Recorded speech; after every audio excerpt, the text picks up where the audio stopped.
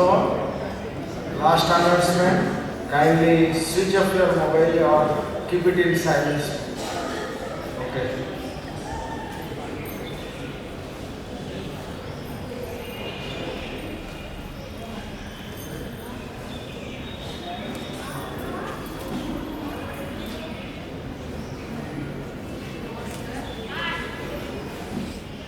On behalf of Indian session and on my own behalf, I welcome you all to this first session, Radha Burnier Memorial Lecture.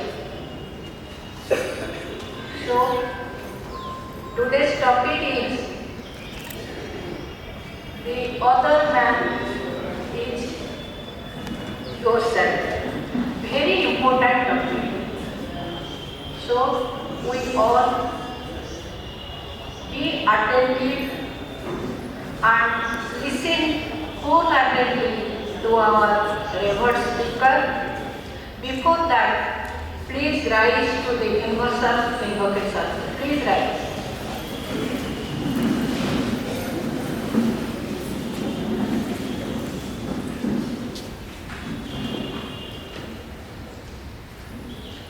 O hidden light,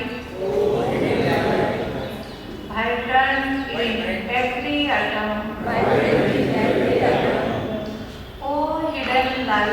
O hidden light, shining in every creature,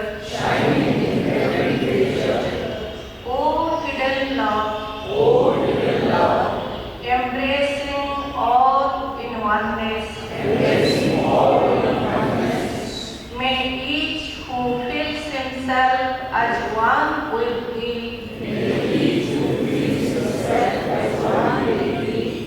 know he is also one with every other.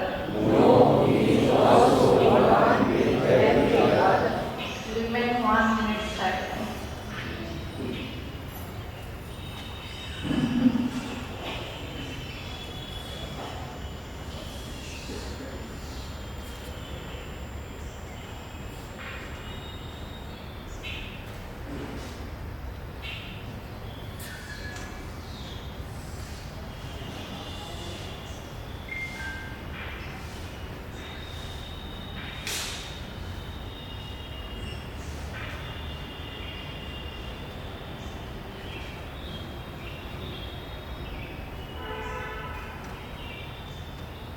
Please be seated.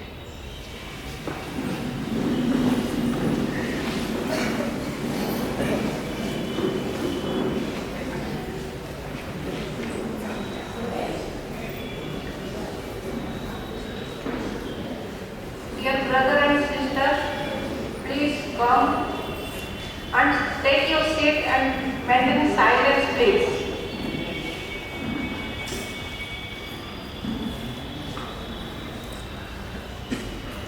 It is my pleasure to introduce our guest, Brother P. Krishna.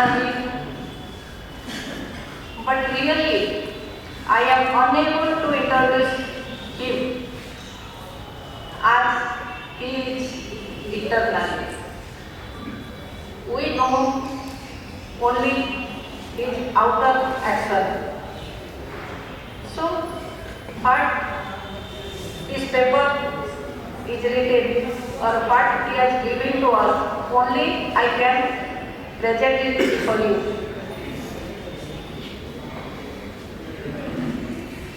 Professor Krishna was born in Chennai and grew up in Indore, where his parents were education. After completing his BSc from Halkar College, he joined Delhi University for his MSc in physics. There, he first met and heard Krishnamurti in 1957 to 58. In 1959, he joined the Banaras Hindu University for his PhD and continued to listen to Krishnamurti during his visit to his Education Center in Rajghat, Varanasi. After completing his PhD, he was appointed as faculty in Physics Department of PhD. He was a professor of physics at the university when in 1985 Krishnamurti asked him to take charge of the Rajghat Education Center as its director and principal of the Rajghat Mission School. He worked in his capacity till 2003 and was honorary scientist at the Indore University till 2007, where he was recalled as in charge of the Krishnamurti Study Center at Rajghat. He worked in that capacity until 2019 before retiring finally. He has lectured all over the world on Krishnamurti's teaching, science, society and education. He is a fellow of the Indian National Science Academy and a trustee of the Krishnamurti Foundation of India. He is a life member of the Theosophical Society. In 2015, he wrote a memorial entitled A Jewel on a Silver Platter, remembering J. Krishnamurti, self-published on www.aulu.com and in India by Pilgrim Varanasi. Now, I will request Brother Krishna to deliver his speech.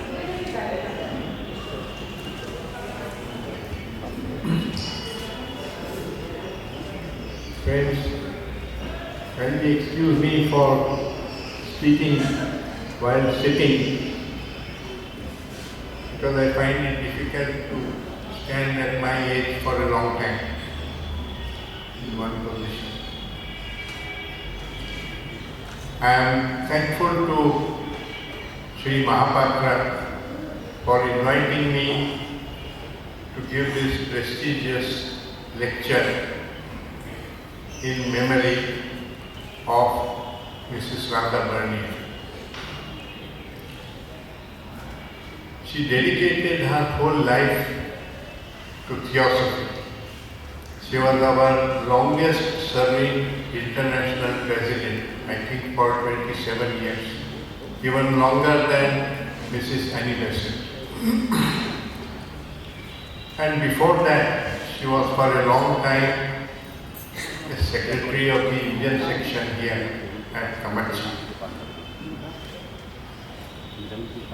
I have had a lot of interactions with her, and in particular, I remember a dialogue I had with her about Krishnamurti and theosophy, which is published in the book that she mentioned just now, and also was published in the Indian Theosophies and the Theosophies. I recall asking her that the motto of the Theosophical Society is that truth is the highest religion. And Krishnamurti spent his whole life trying to help humanity come upon the truth for themselves. So, why is there a division between the Krishnamurti Foundation and the Theosophical Society as two organizations? She gave a very profound reply on which we need to really deliberate. She said, Krishna, the division arises because neither the people in the Theosophical Society deeply understand what theosophy is, nor the people in the Krishnamurti Foundation deeply understand what Krishnamurti is saying. That's a great truth that all division, wherever you see a division, it arises out of ignorance. Ignorance in the form of illusion. And it is the job of both the Theosophical Society and the Krishnamurti Foundation to free our mind of this ignorance. Once one can end that illusion, brotherhood doesn't remain an idea, it becomes the truth. And that is a point on which I want to talk today. Because it's easy to make that into an ideal and try to practice it. But whenever you are practicing something consciously, the opposite of that is really true, the truth. If you are practicing non-violence, it is because there is violence within you. If there was no violence within you, where is the need to practice non-violence? Then you are non-violent. In the same way, when you are fearful, you try to cultivate courage. So whatever you are deliberately trying to cultivate or practice, the opposite of that is the truth. So let us look at that. Is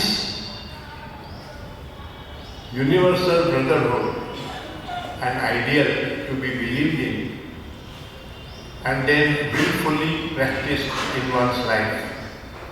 Or is it a truth to be realized? Realized means that becomes real for you, it's no longer an idea.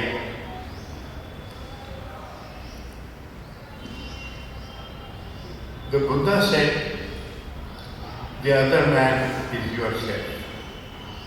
And he explained it by an analogy. He said, two human beings differ from each other only as much as two candles differ from each other. And that difference is not more than the difference between what the candle is now and what it was half an hour ago.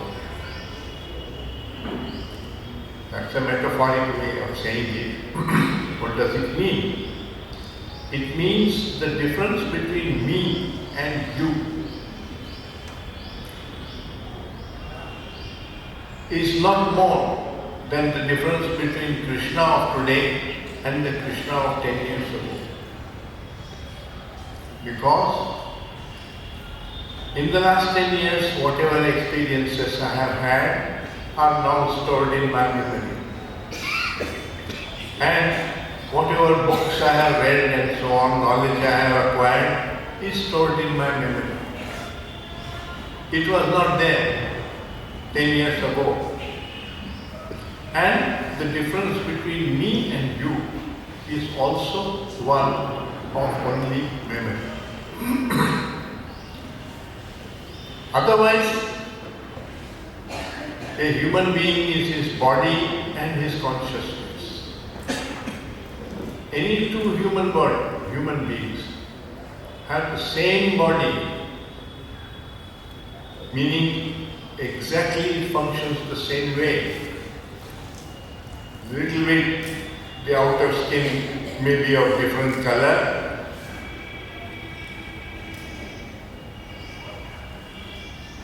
eyes may be of somewhat different shape,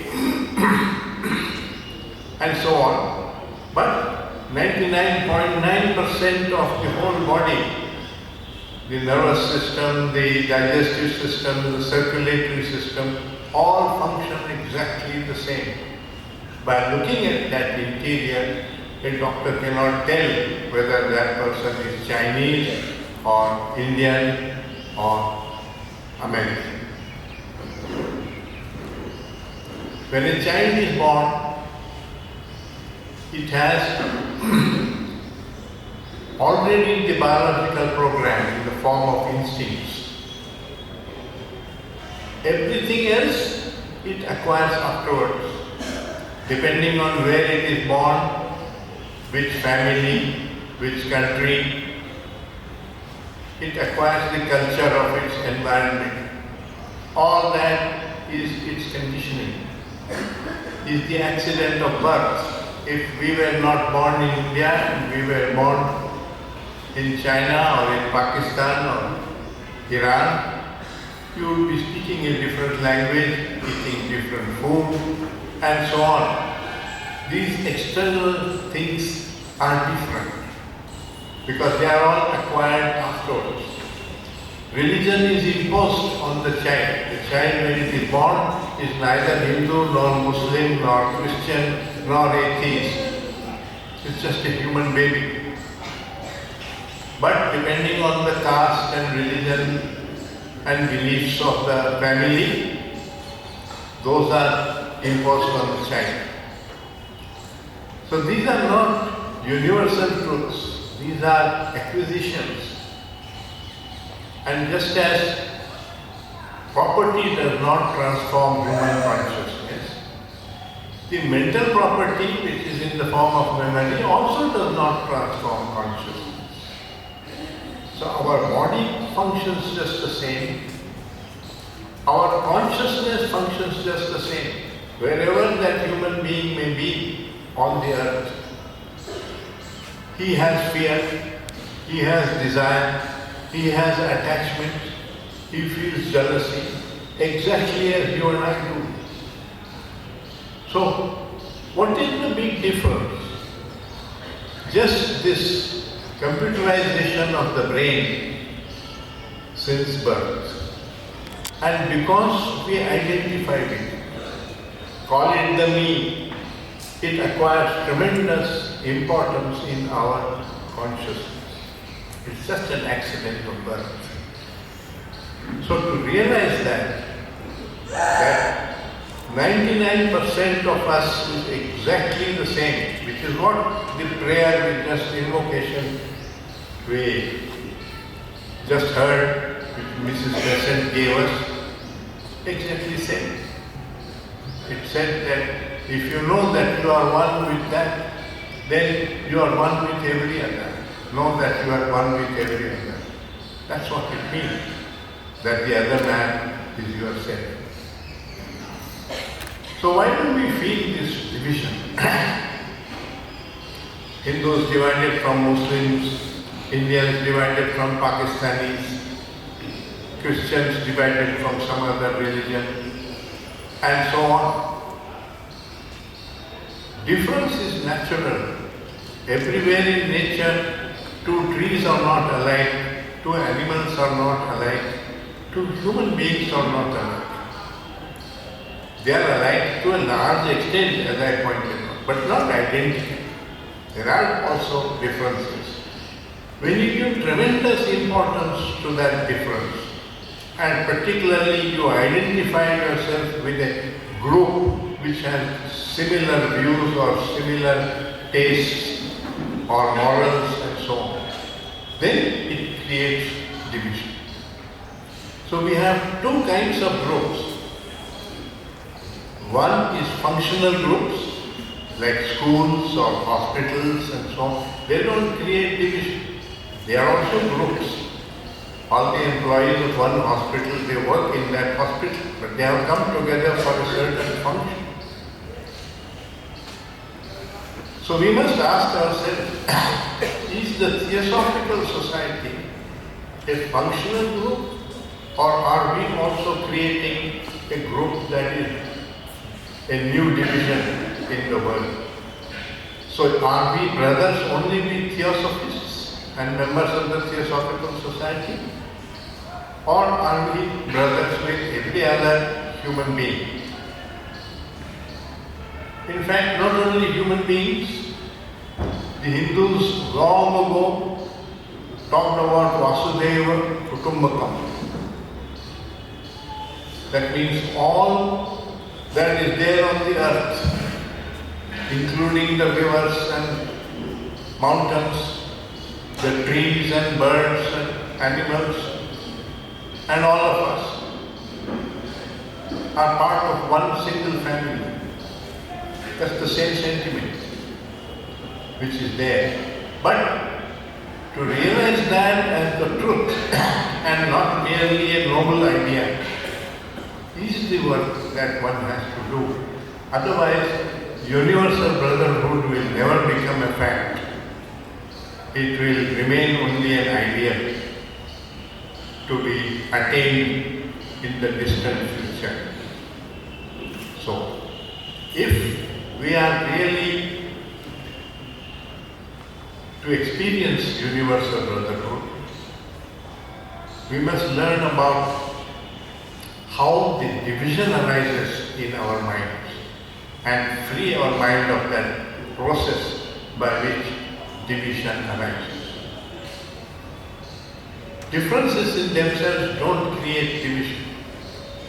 Tall people are different from short people, but we have not had a war between tall people and short people. They don't group together. You group together when you invest psychologically in a group where you feel secure in belonging to that group. Then it creates a feeling of we and they, me and you. You invest in that. Then you are not seeing a difference only as a difference. You are creating division. And that comes from a process of judgment and like and dislike. If you just notice that the Muslim goes into a mosque to pray, and he prays in that way because right from childhood that's what he has been taught, to pray to God. And the Hindu goes into a temple and worships in front of a statue, putting flowers and singing a bhajan and so on, because that's what he has been taught to do. There is no division, if you notice that. But the moment you say Hinduism is superior to Islam, or vice versa, you create division. If you notice that the man from Africa is black and the man from Europe is pink, it's just a fact which you are noticing. But the moment you say whites are superior to the blacks, you have become a racist.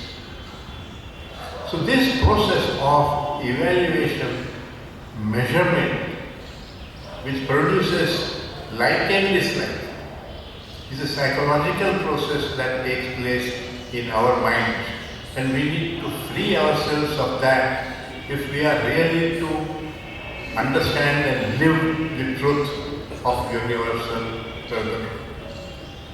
Otherwise, you may be a theosophist and you may believe in this as a motto, but you will find that you are not getting along with your own brother or sister in life. It's not so easy. The divisive process, you have to free your mind of this divisive process. It's there only in human consciousness. There is no such division in animals, there is no such division in plants. I mean, a neem tree is a neem tree and a people tree is a people tree.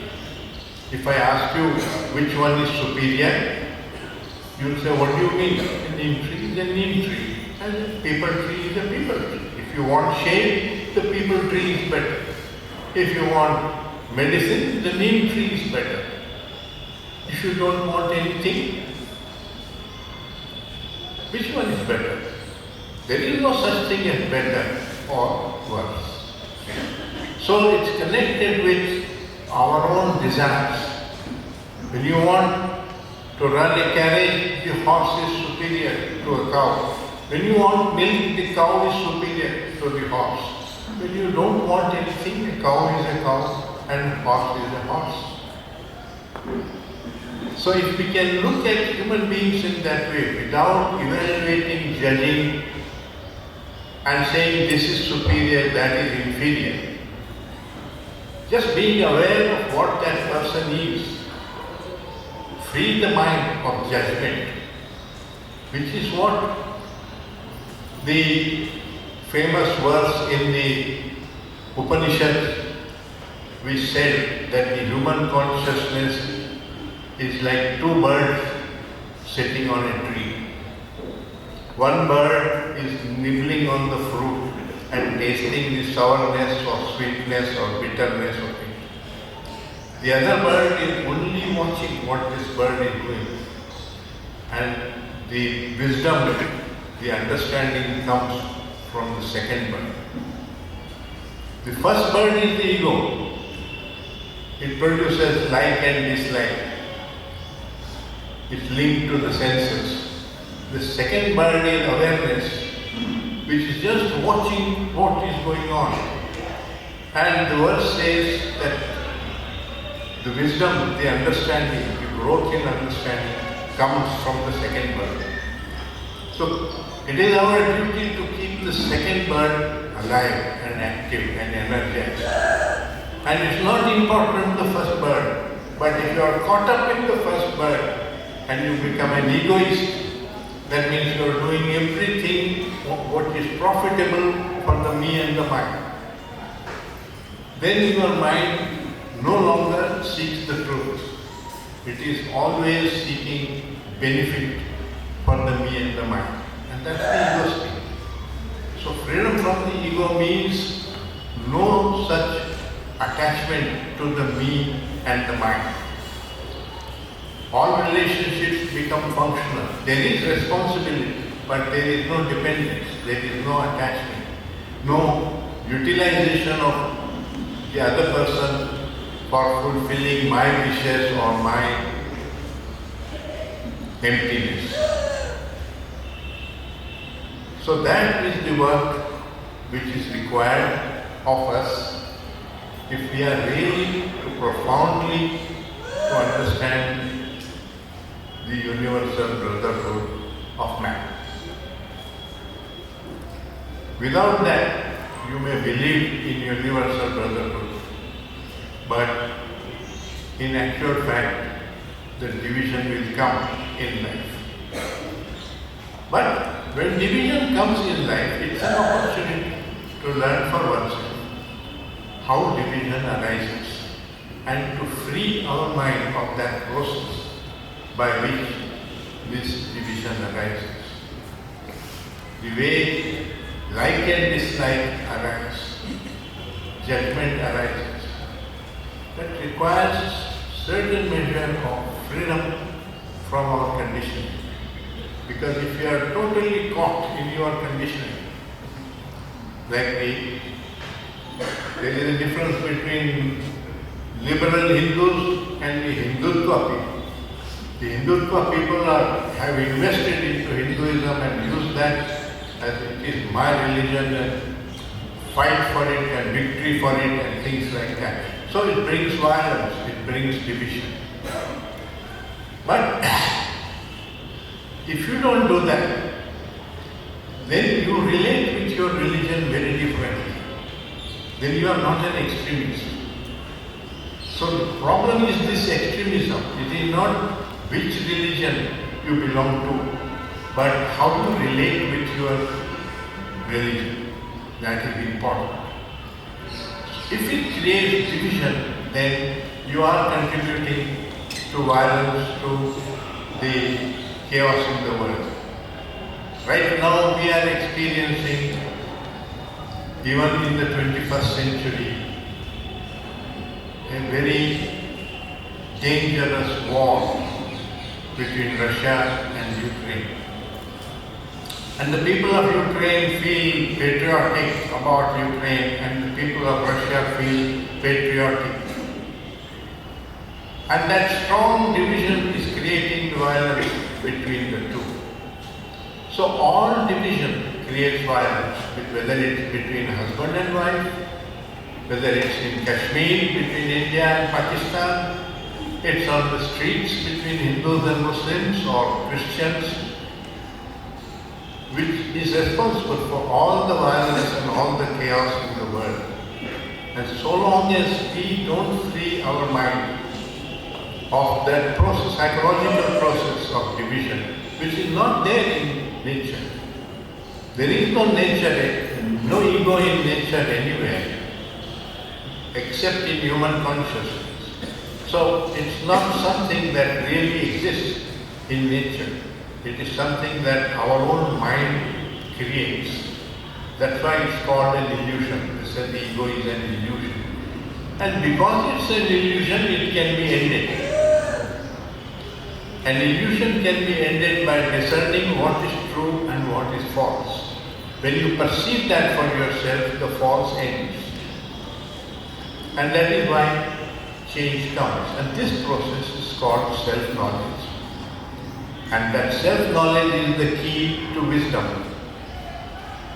And that's the only true way for consciousness to transform. All other efforts don't transform consciousness, they only control the consciousness. So, if you have anger, there are causes of that anger, and if you can resolve the causes, you can free yourself of that anger. But if you are merely learning to cope with that anger and control it, then the anger continues. And you are living constantly in a conflict between what you are and what you think you should be. That's not a religious life. So a religious life is a life of freedom. Freedom from disorder, freedom from illusion, freedom from division, therefore from violence. Theosophy teaches that, Krishnamurti also teaches that. So the division, if any, between the two is only historical. There may be a time when the Theosophical Society did not understand Krishnamurti, thought that Krishnamurti is antagonistic to the society and threw him out. That's a historical thing that happened in 1920s. But to remember that and therefore to feel that kind of division between the two organizations is a process of stupidity, is a process of illusion, inviting illusion. So if we can live in the present and free our mind of this process of division, only then we deeply understand what is universal, what is meant by universal brotherhood of humanity. Thank you.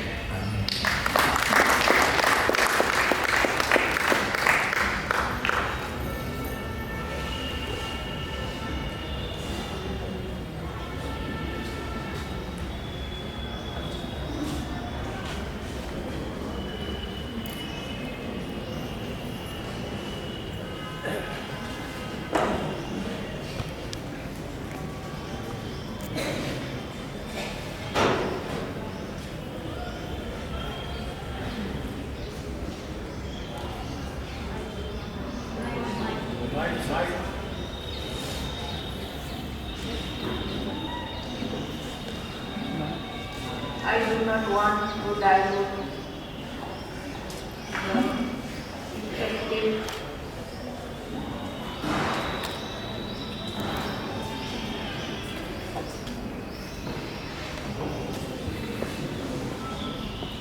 Thank you, sir. I do not want to dilute the vibration created by our revered speaker, Brother Krishna ji. I only say one sentence, that is the theme of this lecture. The other man is yourself. So we should not remember it or memorize it, but we should practice the real fact. Then our journey will be joyful and happy. Thank you all. On behalf of Indian section and on my own behalf, I convey my heartfelt thanks to our revered speaker, Brother Krishna ji, and convey my thanks to all the audience. Lastly, I convey my gratitude to our President, Brother Pradeep H. Gohili, for providing me this opportunity. Thanking you all. This session is closed now.